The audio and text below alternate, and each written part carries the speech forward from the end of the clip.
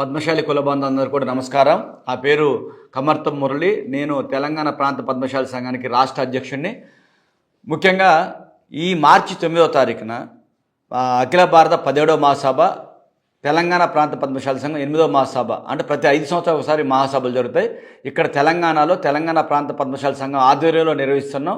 ఇక్కడ మార్చి 9వ తారీఖున exhibition ground నాంపల్లిలో మరి దాదాపుగా 25,000 మందితోటి కుల బాంధవులతో నిర్వహిస్తున్నాం. దీనికి తెలంగాణలో ఉన్న 33 జిల్లాల పద్మశాలి కుల బాంధవులు, అదేవిధంగా హైదరాబాద్ నగరంలో ఉన్న పద్మశాలి కుల బాంధవులందరూ కూడా కాలనీ కదిలి రావాలి.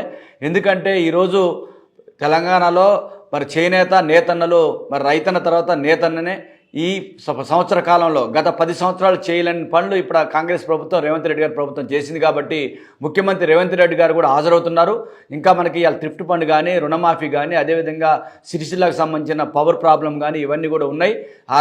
ఆల్రెడీ చాలా చేశారు. మన గతంలో మరి ప్రభుత్వాలు ఇవి కూడా పట్టించుకోలేదు. ఈ ప్రభుత్వం పట్టించుకుంటుంది.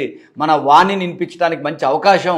మీరందరూ కూడా వేలాదిగా తరలొచ్చి ఈ మహాసభను జయప్రదం చేయాలని దీనికి ముఖ్యమంత్రి రేవంత్ రెడ్డి గారు, మంత్రులు తుమ్మనేశ్వర గారు, పొన్నం ప్రభాకర్ గారు, కొండా సురేఖ గారు, అనిల్ గారు, మరి ఏదైతే కార్పొరేట్ చైర్మన్ అనిల్ గారు, ఎల్రమణ గారు, చింతా ప్రభాకర్ గారు, కుండు సుధారాణి గారు, మన పద్మశాలి ప్రముఖులందరూ హాజరవుతున్నారు.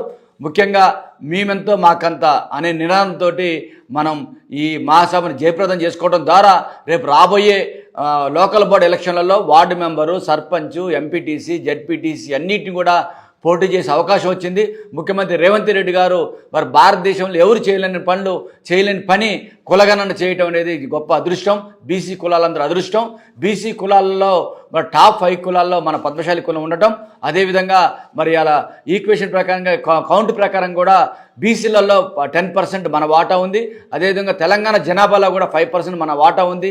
కాబట్టి మేమెంతో మనకంత అనే నినాదంతో రేపు రాబోయే రోజులు చట్టసభల్లో మనం ఏదైతే ప్రజాప్రతినిధులుగా మరి నిలబడి మనం విజయం సాధించడం ద్వారా రేపు రాజకీయాల్లో కీలకంగా ఉండటం ద్వారా మనకు చాలా పనులు అవుతాయి. ముఖ్యంగా మనకు 4 కార్పొరేషన్ చైర్మన్లు ఉన్నాయి.